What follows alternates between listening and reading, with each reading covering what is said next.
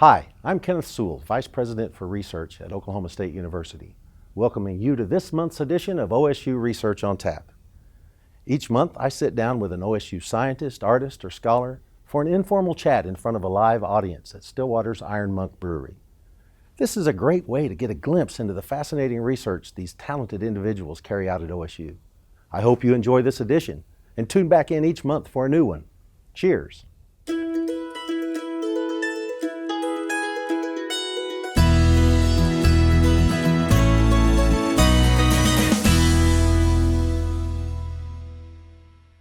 Welcome everyone.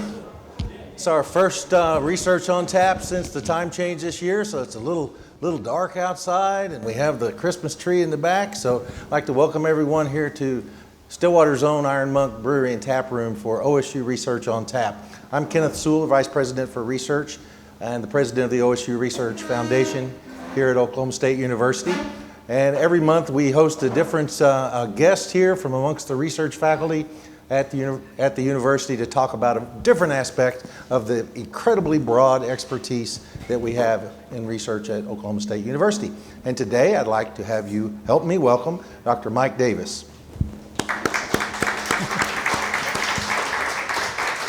So Mike is a professor of physiological sciences, and as you probably know, given that you're here, we're going to talk about how to make your dog fatigue-proof. We'll probably talk about a few other things too, but primarily talking about findings from 20 years of sled dog research, and this is some fascinating work.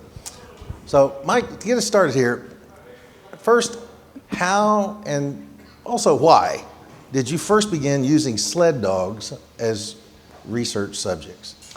Well, my first attempt at using sled dogs for research subjects was actually a completely different organ system from what we're currently working with. So 20 some odd years ago, I was doing a lot of work in the area of exercise-induced asthma.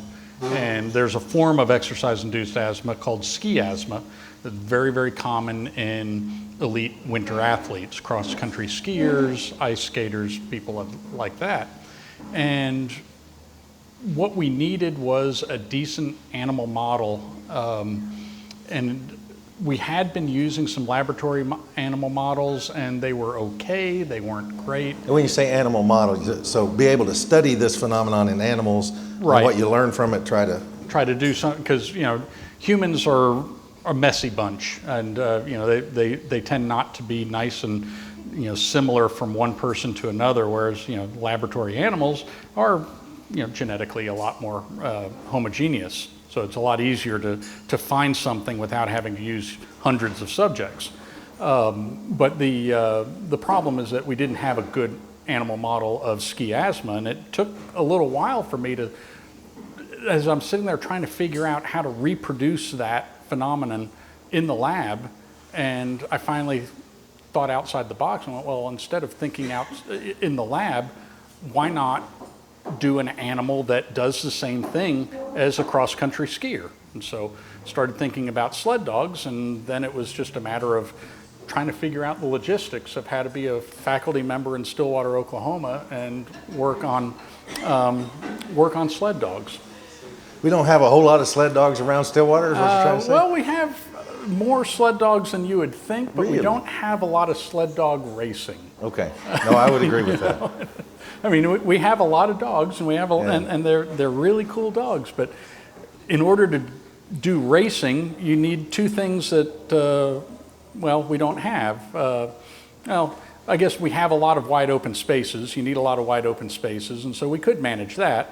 But you basically need single-digit temperatures, and we only have that 2 days out of the year between Christmas and New Year's, so it just really wasn't going to work. Gotcha. So you decided to take the show on the road then? It became easier for me to move myself than it was to move the climate to Oklahoma. So yeah, a couple of plane trips and a whole lot of carry-on luggage, and away we go. All right. So you developed a relationship with how'd you get into that world? Because getting into that world was I was lucky. So about the same time that I'm trying to figure out how to use sled dogs as this model of exercise-induced asthma, the sled dog racing community was discovering that they had a fairly serious problem in the form of gastric ulcers, stomach ulcers that would, under just the right set of circumstances, would either make a dog very, very sick or in some cases kill the dog. Now we're only talking about, if you figure the number of dogs racing, number in the 20 to 30,000, and you're talking about 1 or 2 deaths a year, but 1 or 2 deaths was still too many. So they wanted to figure out what was causing stomach ulcers and how to fix it. I wanted to go take a look inside the dog's lungs, and it just sort of meshed, because in both cases we needed the same. So you're not talking about a quid pro quo, because we could be in trouble if we. Well, I don't know. At some levels, quid pro quo is the basis of capitalism. Okay. All right. I'll give you $4 and you'll give me a beer. Okay, that kind of. But fair exchange. Fair exchange, and so it was basically, if you let me knock your dog out and look in its airways, I'll also look in the stomach. So you were doing you had to anesthetize them, but you fairly non-invasive kind of work. It's relatively non-invasive. It was still a huge leap for them. For them to let you put their dog out. And remember, it's somebody who they've never met before, and don't know me from a stranger on the street. And I'm going to knock your dog out, and don't worry, it'll wake up and everything will be fine. And it took a considerable leap of faith on their part. Plus this desire to make sure they didn't have the gastric ulcers. They wanted the information, they needed a solution, and so that helped mitigate the risk, and it turned out very, very well. I mean, in all the work that we did find what's causing it, how to prevent it. I mean, we came up with. You're talking about the gastric ulcers. Not talking about the asthma here, right? Right. No, I'm sorry, not the asthma, but we basically, over the course of 4 or 5 years worth of studies, we eliminated gastric ulcers as a cause of death in sled dogs. Wow. So that buys you a huge amount of credibility. Okay. And enabled us to then, it's like, look, we really can actually work with your dogs as research subjects, and then you can go run them and they can go win races. And so that was a huge thing to be able to then start asking some of the other interesting questions that other people want us to answer. The biggest one being the basic one. How does a dog run 100 to 150 miles in a day and then get up the next morning and do it again over and over and over again for a week and a half without, that's what a race really looks like. Yeah, it's basically, you have a starting point and you have a finishing point, and the winner is the one that gets to the finishing point first. And what you do in between is, in a lot of cases, totally up to you and your race strategy, but you got to cover that distance faster than everybody else. And the fact that they're able to do it, and when we talk about fatigue proofing the dogs, that's not to say that they don't get tired. It's like at the end of a 100-mile run, they're tired. You give them a meal, you give them a soft place to sleep, you give them 6 to 8 hours of sleep, and they wake up and they're ready to do it again. Fatigued is when you finish that 100-mile run, you give them a soft place to sleep, you give them some food, you wake them up after 6 to 8 hours, and they say, no, no, not again, Some dogs do. Some dogs, the mushers refer to it as the dog giving you the furry finger. It's just like, no, I'm curling up, I'm going back to sleep. But the vast majority of the dogs is like, all right, I'm fed, I'm rested, let's do it again, let's go. So, they're dogs. Yeah. So you can't exactly interview them. So No. what is this what your team is looking at now, is some physiological aspects of what's going on with these dogs in training and racing? Yeah, what are you looking for right now? The recipe is pretty straightforward.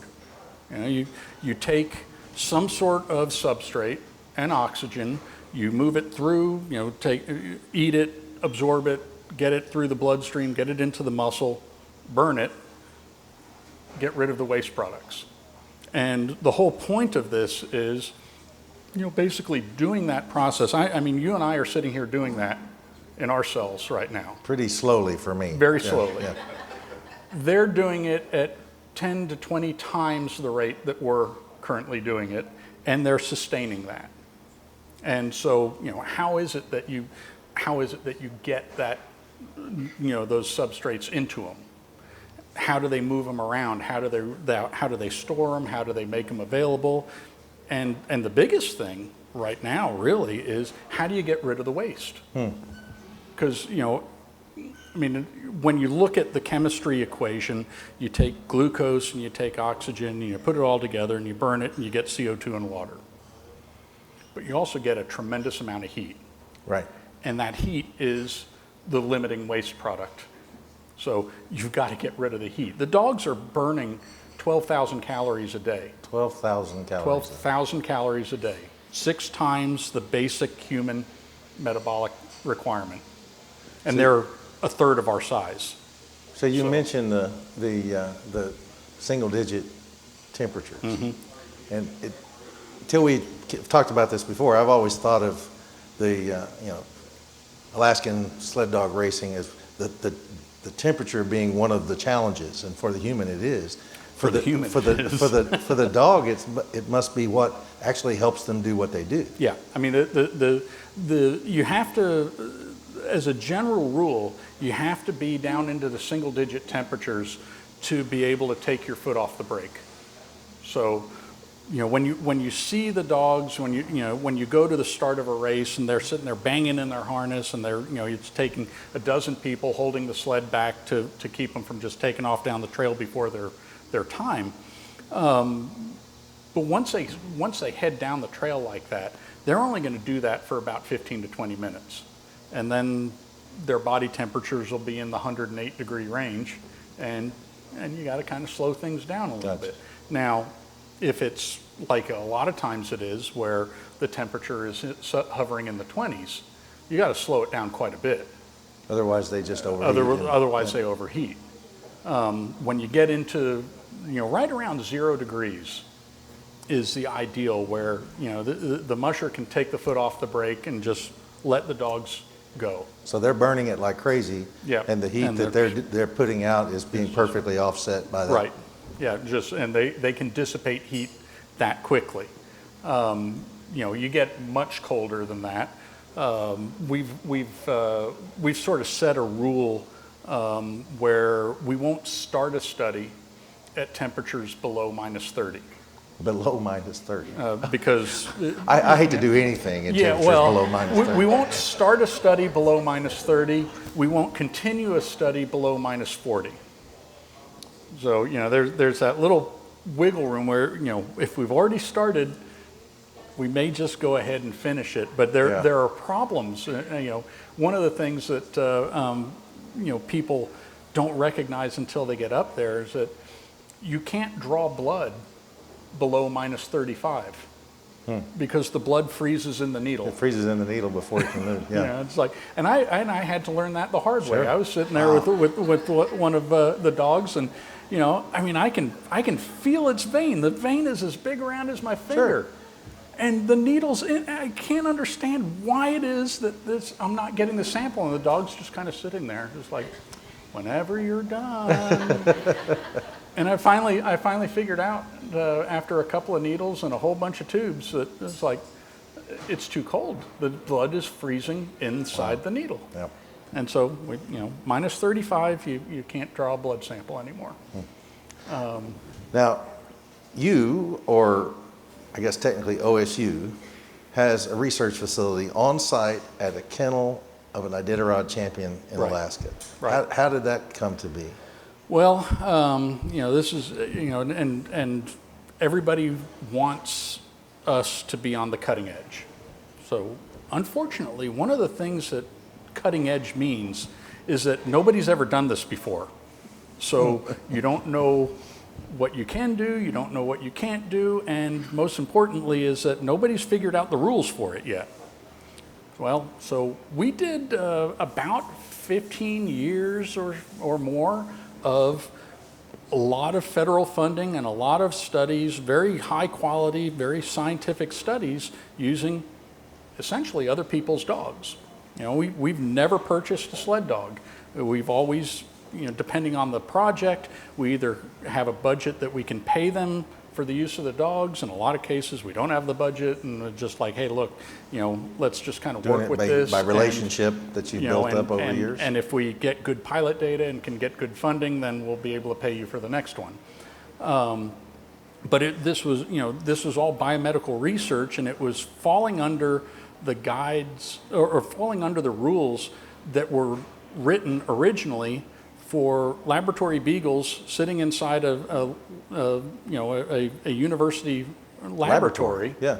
In a nice little stainless steel cage with the temperature between 68 and 72 degrees Fahrenheit and humidity controlled between 45 and 55%. Washing the cages at a certain regular intervals. And all that sort of stuff. And this is not how sled dogs live. You make them live that way, it doesn't work out so well for the racer. For one thing, they can't live that way and actually be racing dogs. Yeah. You also can't produce that terribly easy. But it took a little while, and you know, as we're getting more and more press and getting more and more attention to this, some of the folks started going, well, wait a minute, this is all really great, but this isn't according to the rules that were written that you're supposed to be following. And tried negotiating, and eventually they just, you know, the regulatory authorities just said, no, you got to stop. And it's like, well, but if we stop, then we stop. We haven't lose all this. Yeah, we lose all this. We lose the potential and all that sort of stuff. So what are we going to do? Well, we're going to build our own facility that meets USDA regulations, but build it with a sled dog in mind. And so, you know, we have a facility where we can take the dogs in, and we can, you know, it's nice and sterile, and we can clean it, and we can make sure everything is meeting as many of the regulations as you can meet while still acting in the best interest of the dog. So do we keep it at 70 degrees? No, because we can document why that's not in the dog's best interest. And the regulations were never intended to act against the animal's best interest. So as long as we can make that argument, then the regulators say, well, you know, okay, you've demonstrated that you get, you know, the dog needs to be at very cold temperatures because it's got a very thick coat and it's acclimated to that, and it'll be okay, and it actually kind of likes it a lot better than if you were able to bring them into 70 degrees. Gotcha. So, you know, it took a little bit of finesse, but it's a heck of a facility. So all of our folks here that are responsible for inspecting our own research facilities every 6 months always vie for the chance to get on the list and go up and do the inspection.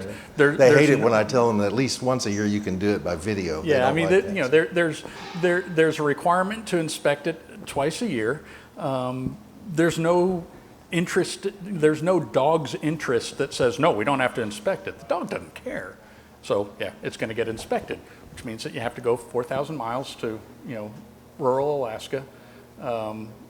You know, you can pick and choose what month that's in. You know, we don't usually inspect it in the 40 below. No, yeah. I've noticed that the inspections almost never occur in January. They tend to occur during salmon season. I have noticed that also. You know. Now you mentioned in your first trip up, getting on an airplane, all this carry-on luggage. So when I envision you and your students going up, you know, you're probably flying coach and all that, but you're absolutely, you know, but you know, so but help me think of a day in the life. So you've got your students here at Stillwater, and you've planned your study. Now it's time to go. Give me a day in the life of. So The day in the life actually starts with, a couple months ahead of time. One of the things that we figured out pretty quickly was that you have to think of everything ahead of time. You get up there and, it's like, oh, darn, I don't have this test tube or that gauge or whatever, and just run over to the lab next door and get it. No, you have to think of everything. Lab next door is a moose processing facility. Yeah, exactly. And so you overpack. I mean, you vastly overpack because, you can't get up there and not have something that you absolutely have to have, which means that you're hitting the United ticket counter with, half a dozen of these giant plastic crates that you're checking as additional luggage, and they're going to ask you what's in it. And and you got to try to explain to them what's in it. And sometimes they start waving for TSA to come over, and sometimes they just say absolutely not. The biggest challenges have been preserving the samples. So you get the samples, you spin them down and all, and you got to freeze them, but you can't transport them. Can't transport them in a minus 80, most likely. Yeah. But as it turns out, you can transport them in liquid nitrogen. So we have liquid nitrogen shippers, and convincing the airlines that that's okay. That's okay to put those in the hole. We've, in fact, one of the it wasn't me, but one of our other faculty members actually did spend time in how they say, we're not arresting you, we're just detaining you for a while. Well, one of our other faculty members was detained at the airport in Wichita Falls. Or not Wichita Falls, Wichita, Kansas, because he kept insisting that it was okay to take on the airplane, and he was on the phone with me, and I heard the police officer tell him to put the phone down and turn around. Okay, so we got to figure out another way of getting that stuff up there. But once you get up there, it's every day you're up there, it's costing you money. Sure. And so if you, for example, the really, really cool metabolic stuff starts to develop after about 3 or 4 days of exercise, which means, you've got to plot out 5 days of exercise, plus a day of travel, plus a day of setup, plus a day to wrap up, and plus another day of travel. And so, the simplest study, you're looking at a week and a half already. So are you actually exercising the dogs, or No. you're bringing them in after a training run? Right, yeah. So we hire a musher to run the dogs, and we're processing samples and all, but you try to make the most out of this. Sure. And so, like we had a study in 2004 where we ran 3 teams of 16 dogs apiece, and every time the dogs came back from a run, we had to draw blood, and we had to do this, that, and the other thing and process it all, and then they'd go out again. And I remember after the first day, 48 dogs and 48 samples and all that sort of stuff. By the time we got finished processing everything, somebody looked at our watch and discovered, we had been at it for 22 hours, and the team was due, the first team was due back in 2 hours. I mean, none of us had any sleep, none of us had anything to eat. It had just been solid sample processing, and now you've got 2 hours. You can either go to the bathroom, eat, or take a nap. Yeah. But you only get one of those. And then it's time to go to work again. Wow. And it did that for 5 consecutive days. I mean, we were absolutely exhausted. Wow. We try not to schedule them like that as much. So this isn't about making our dogs fatigue proof, it's making your research God, assistants fatigue proof. It is. I mean, it is an enormous amount of work, because we are trying to do as much as we can with the finite amount of budget. We occasionally have fun, but I mean, a lot of times, that one study, we were doing it the second week of January. We had, a couple of hours of daylight, but we were also at the base of Denali. And so, Not a bad view the sun when comes the up sun's for up. a couple of hours, and you walk outside, and you've got a view that people pay thousands and thousands of dollars to see. And we just walk out there and just Yeah, okay. And then you Back go to back work. in because the centrifuge dinged and it's, you're ready to start pulling samples again. But, it's a different kind of fun. Yeah. So what have you learned either to make our dogs fatigue proof, or maybe that's applicable to other organisms and non-athletic animals like the one sitting here in the chair? I mean, it's, in all likelihood, what we are learning will eventually become relevant to humans, because a dog starts out just like us, and they're a little bit more adaptable, and they're not the ones that are sitting there going, well, why do I have to keep running stairs like that? But the bottom line is that we figured out that there are the handful of choke points in the entire process. There are ways around them.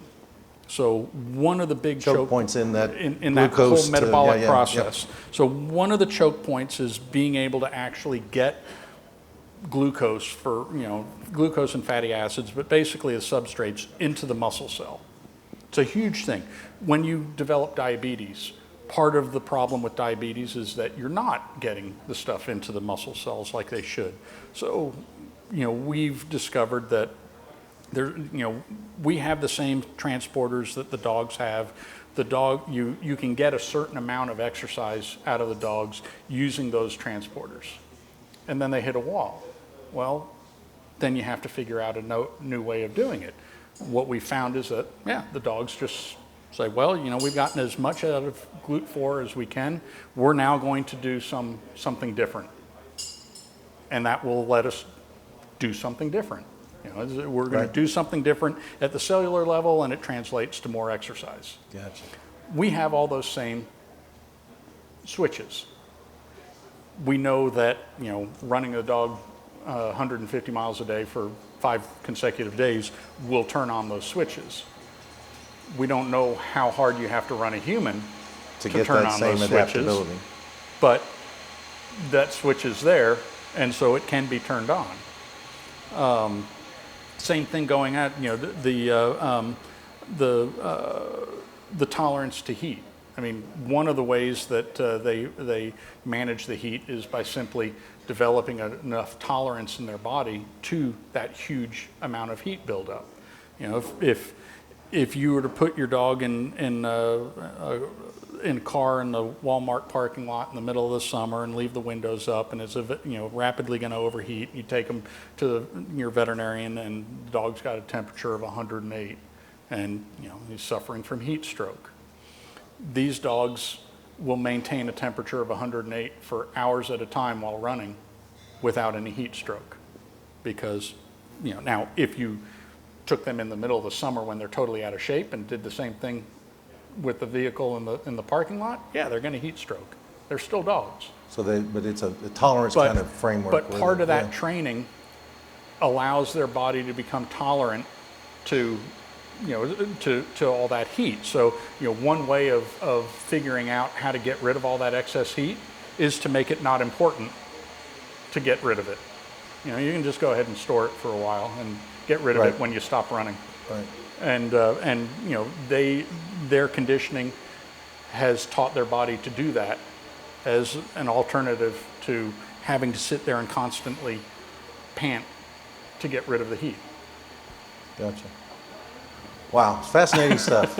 We're going to take just a quick little break here. Okay. I think we've proven before with our conversations that we can talk about this stuff forever. Let me make just a few announcements. You catch up on your beer. I've been working on mine because you've been doing most of the talking. There you go. Please feel free. Don't forget this is Iron Monk's Tap Room. Get up, grab a beer. They also have sodas and other kinds of things here if you're not so inclined for the beers.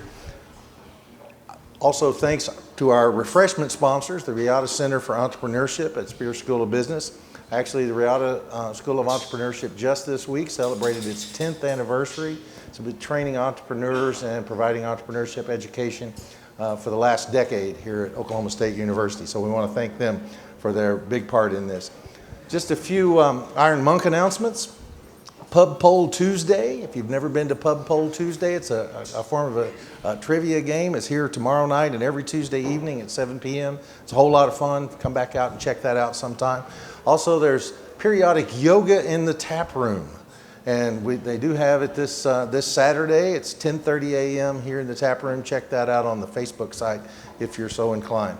Also, Morgan, with her full band. If you've never seen the local artist Morgan, I saw her actually back in the brewery earlier. She's around here somewhere, but she and her full band will be here on December 14th, sitting right in the same space we are. I'm sure not making... Looking a lot better. Maybe looking a little... Well, I've seen some of her people in her band, so she will be looking a lot better. On December 14th, we'll be here. But for all things Iron Monk, if you enjoy this space and the kinds of things that they do for this community, just check them out on Facebook, Instagram, and they put a lot of their information there. They have a great website, but the real current stuff is on their Facebook and Instagram. Just a few other mentions about Research on Tap. I appreciate the regulars that I see. I hope you come every month and never miss it. But if you do have to miss it, or if you want to tell a friend about it and they haven't made it here, they can check out O State TV puts these up. We have the cameras here to make sure they capture our wonderful likenesses in this atmosphere, to put that up on O State TV.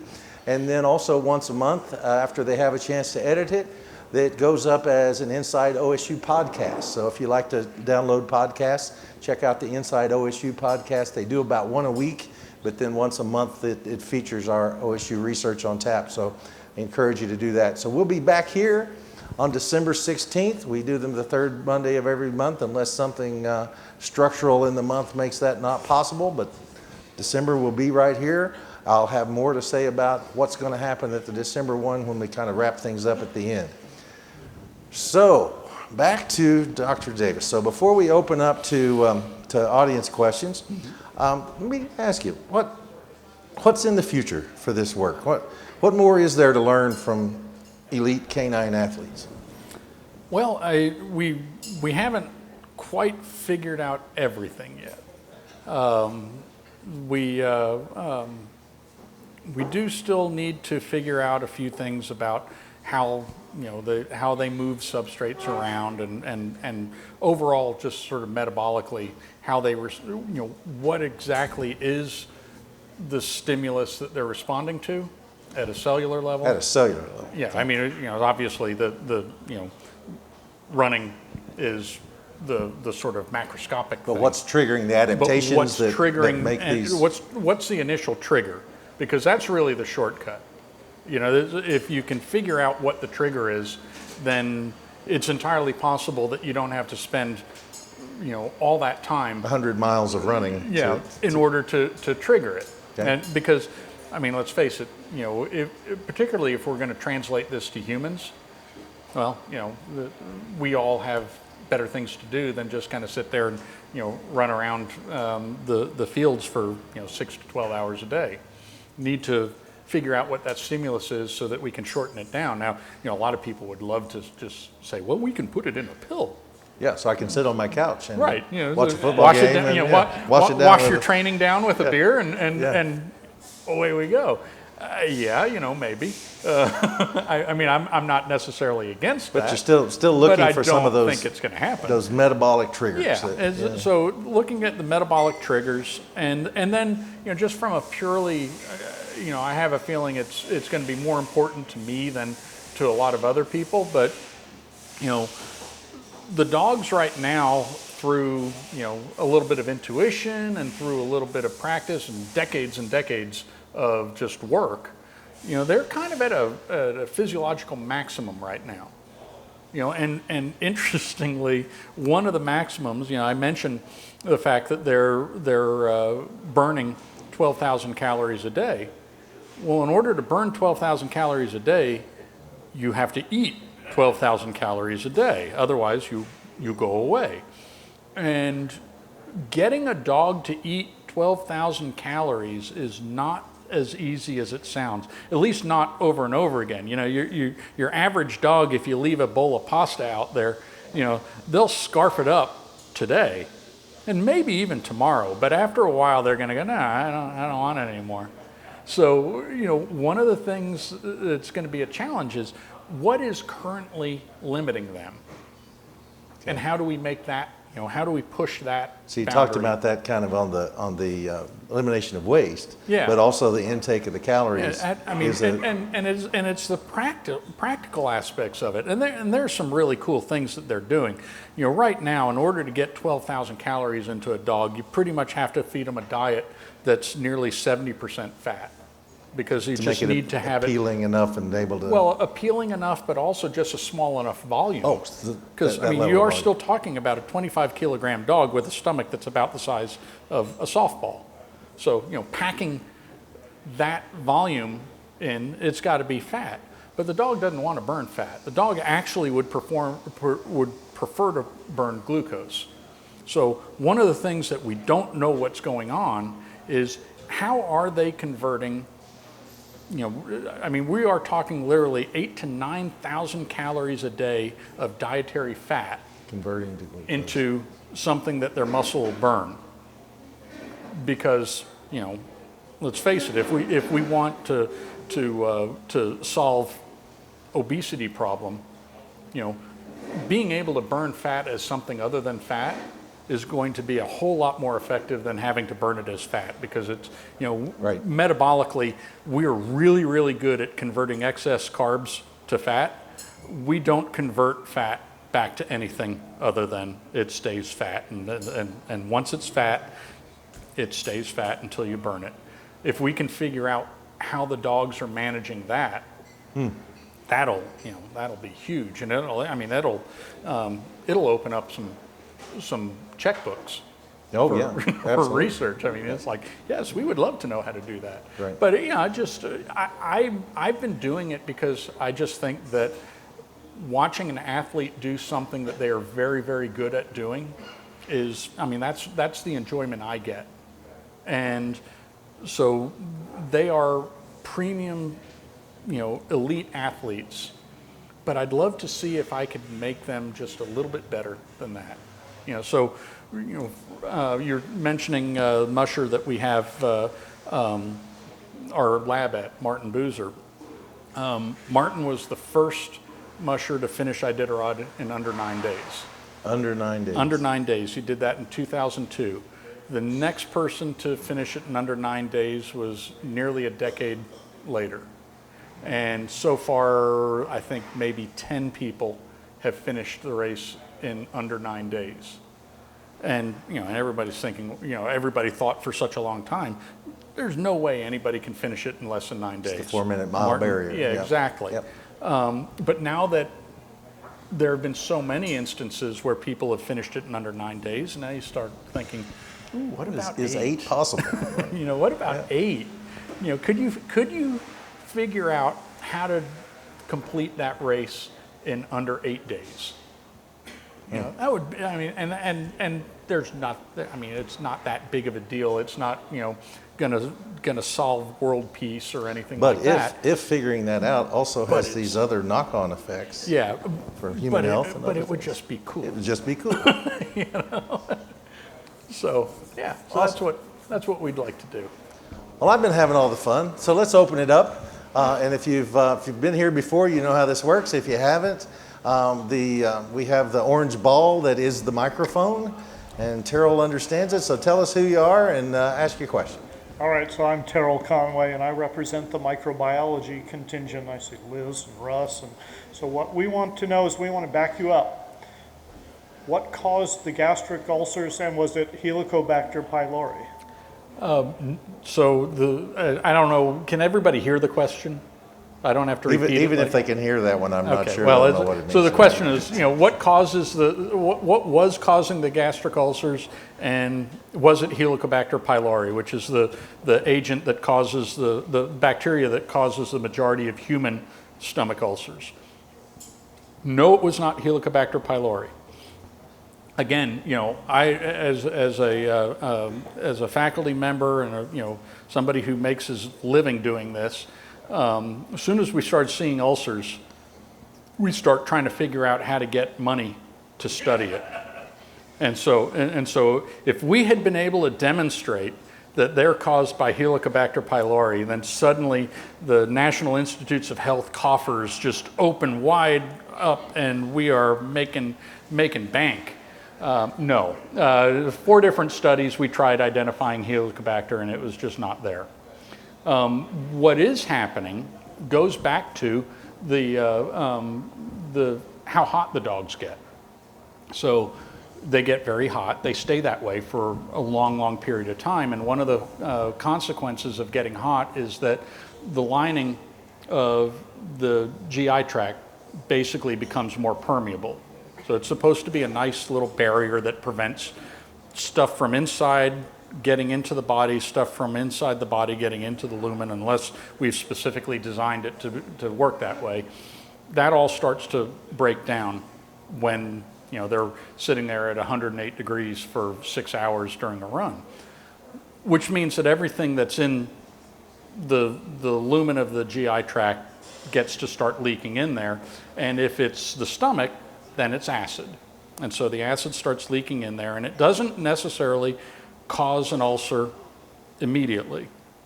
What it does is just annoy the tissue, and the tissue gets inflamed, and it's the inflammatory response of the tissue that actually causes the ulcer. So it's not a corrosive thing, it's actually the tissue self-destructing from inside. Inflammation. So what we had to do is simply block the acid. So, which is very common. I mean, I've been on, anti-acid medication since I got my PhD. I blame it on my advisor. But he's paid that forward many times. Oh, yes. The problem that we had with the sled dogs was that all of the effective anti-acid medications their absorption is interfered by food. So you have to take it on an empty stomach. And if you're running 12,000 miles or 12,000 calories worth a day, you never have an empty stomach. So we had to figure out, the exact treatment was easy. Figuring out how to work that treatment into a successful racing strategy so that the mushers would actually use it, that was what actually took us the majority of the time, is figuring out how to predict when the dogs would have an empty enough stomach during the day to get a pill and without interfering with the race. And once we were able to do that, the problem went away. Next question. My name's Doug Achel. I'm a retired sled dog. A retired sled dog? Okay. Yeah. Also known as a faculty member, I think. Mike, the drop dog study, Right. did that ever find realistically its way into mushers making decisions about including dogs? We talked a lot about designing Excel spreadsheets, et cetera. Yeah, Doug is referring to a study that he and I and a handful of other people did where with the really big races, the dogs all get a very, very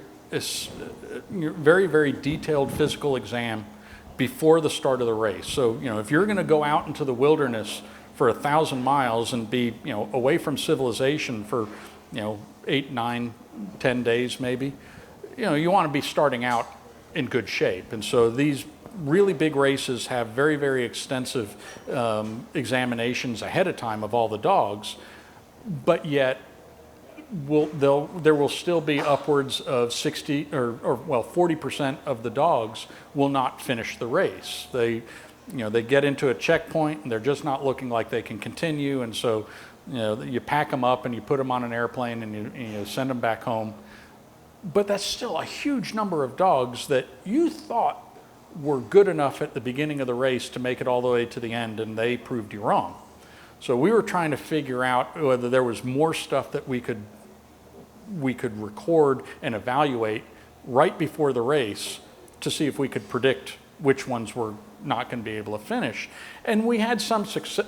Excuse me. We had some success. We found some blood markers that did a reasonably good job of predicting whether or not this dog is likely to be able to run 1,000 miles in 8 to 10 days.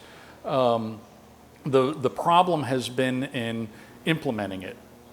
Because in order for it to work, there had to be very, very tight controls on what the dogs had been doing over the last couple of days before you took the blood sample. And that meant that, if everybody's going to do it the same way, then you wind up having, 15 or 1,600 blood samples to analyze all at once. And none of the labs are really set up to do that. So the data is out there, but it hasn't been implemented as well as as we would have hoped. It's still being used on an individual basis, but it's not a slam dunk.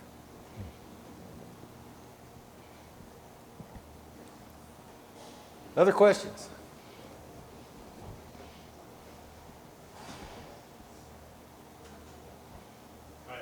Hello, there we go. Hi, I'm Russ Hopper. I'm at the Technology Development Center.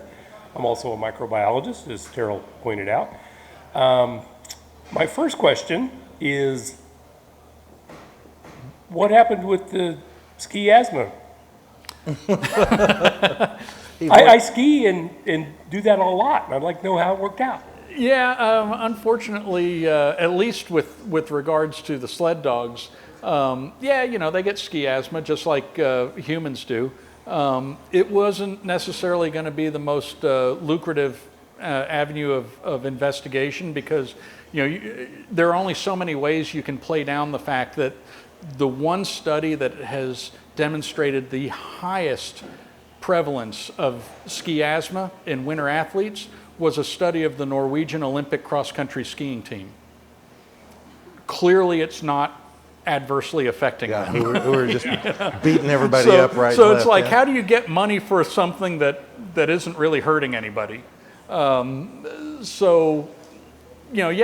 have the same thing. It seems to affect them about the same as the Norwegian cross-country skiing team. But they weren't a good scientific model for the problem because it required way too much logistical control, and honestly, at the same time, we were looking at horses, and horses are a better model. So, If I may, I have not a follow-up, but a secondary question.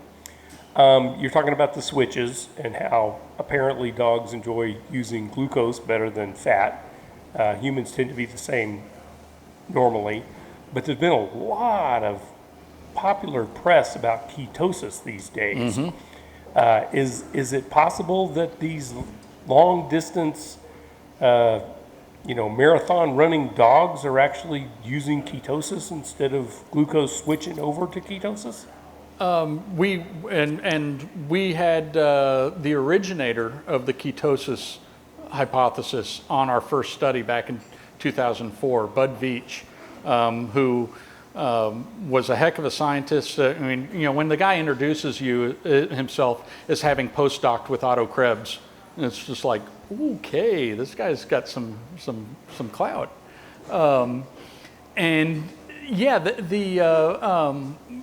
The dogs develop ketosis at the same time that they appear to be running out of glucose, but then the ketosis resolves at the same time that they are basically meeting the definition of fatigue proof. So again, the ketosis is definitely a thing, but it's a short-term thing. The ketosis is what they're using as a bridge to get to the truly fatigue-proof state.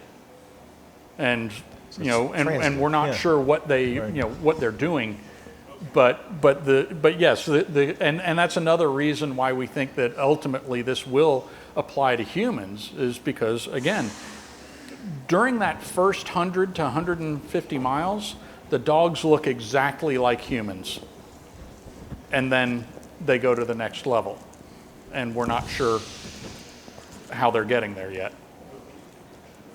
Well, I want to thank you and invite everyone else to help me thank Dr. Mike Davis for talking with us today.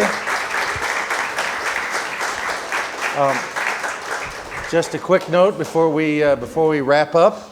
The next Research on Tap, as I mentioned, will be right here on Monday, December 16th at 5:30, the Iron Monk Tap Room.